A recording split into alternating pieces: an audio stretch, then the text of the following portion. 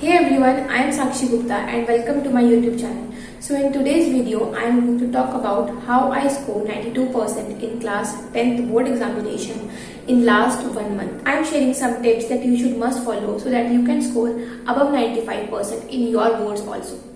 First is rearrange all your reference books. NCERT के साथ साथ आपके पास रेफरेंस बुक्स भी होनी चाहिए। फॉर एग्जांपल मैथ्स के साथ आपके पास आर्डिशन होनी चाहिए और साइंस के साथ आपके पास लखनऊ सिंह होनी चाहिए। दीज आर रेफरेंस बुक्स जो मैंने यूज की थी। Reference books can very, that is okay. क्योंकि ऐसा बहुत बार होता है हमको एनसीईआरटी की लाइन्स कभी कभार डिफिकल्ट लगती है तो हम उनको रेफरेंस बुक से रेफर करते हैं तो वो हमको ढंग से समझ में आ जाती है। Keep your books and syllabus updated. आपको अपनी बुक्स और सिलेबस के साथ साथ अपडेट रहना है। जो कि सीबीएसई ने रिलीज करा है आपको उसको चेक करना है और जो टॉपिक्स आपके सिलेबस में नहीं है उनको आपको पेंसिल से कट कर देना है कि आप उन पे बार बार रिविजन ना कर पाओ।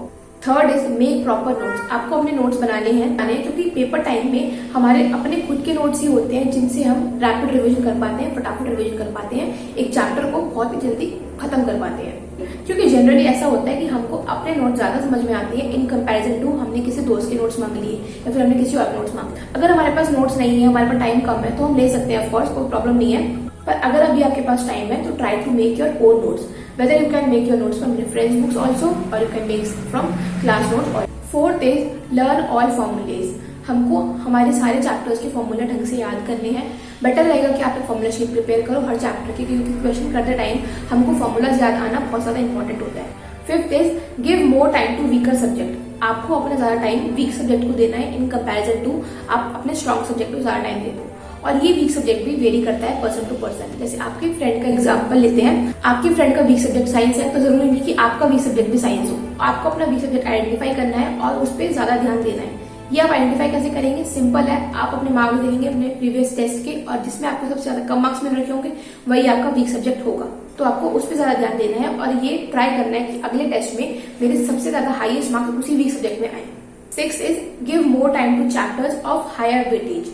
जिन चैप्टर की वेटेज ज्यादा है आपको उन चैप्टर पे ज्यादा टाइम कंज्यूम करना है। फॉर एग्जांपल आप चैप्टर लेते हो लाइफ प्रोसेस और एसिड बेसिस एंड सॉल्ट। आप अपनी वेटेज उठा के चेक करोगे तो आप देखोगे कि लाइफ प्रोसेस की वेटेज ज्यादा है और एसिड बेस की वेटेज कम है। तो आपको अपने वेटेज के अकॉर्डिंग ज्यादा टाइम देना है लाइफ प्रोसेस को और कम टाइम देना है एसिड बेस एंड सॉल्ट को।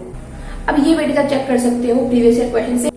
Last is practice 10 year previous year question.